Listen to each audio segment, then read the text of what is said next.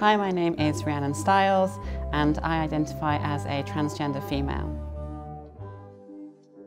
I officially changed my name by deed poll on the 18th of April 2012. 18th of April is like a second birthday for me now or something, so like I've been Rhyannon for just over 3 years. I mean, it was quite fun choosing names. I spoke to a lot of friends about that because it was like, do I stay with something which sounds similar to Ryan? Do I feminize Ryan? And then I remembered that I really actually do love the Fleetwood Mac song called Rhiannon, so I just stuck with Rhiannon and it's made sense. Like now I'm established as Rhiannon and I kind of, it's life is kind of fairly easy for me, like in comparison to that first year when people would still see me and call me Ryan. That was hard.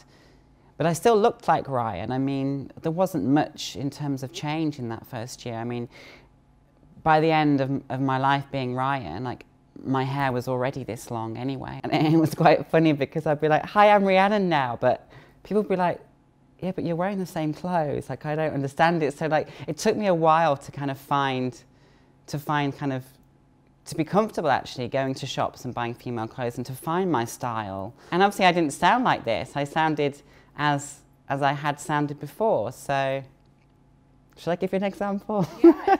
Before I had voice therapy, I used to talk like this. And sometimes I think it's really funny when people have never heard that to drop that into conversation.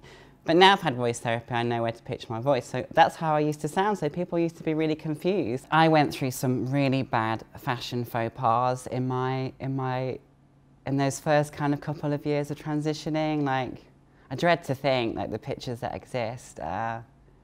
Because it was sort of like a freedom. It was like, I could just grab at anything. I was like, yes, I'm a woman now, so I know I'll wear that 70s polyester dress and I'll mix it with like some 90s shoes. And I just was kind of like this kind of kid in a sweet store. It was kind of like, wow, colour, patterns, texture. I'd waited 29 years to initiate this. So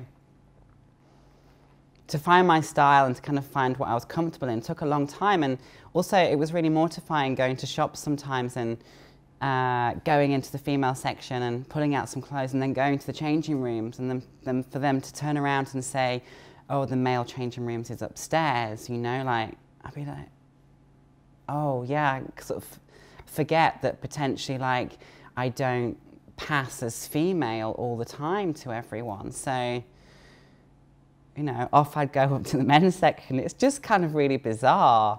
I think key pieces for me are things like pencil skirts. I have really good long legs, so that's a really good shape that works for me. Anything actually that is generally quite fitted is good for me because I'm slim. Beauty is an interesting one because when I was, before I transitioned, I was a drag queen. So if you can imagine, you know, your typical drag queen, you know, blue eyeshadow, heavy eyebrows, big lips, big cheekbones. And it took me a long time to realize that, like, that's not kind of what women look like. It's a very exaggerated female form. So I literally would walk down the street and think, yeah, you kind of look like a clown today, you know? It took me a while to kind of soften up and to realize that, you know, less is potentially more.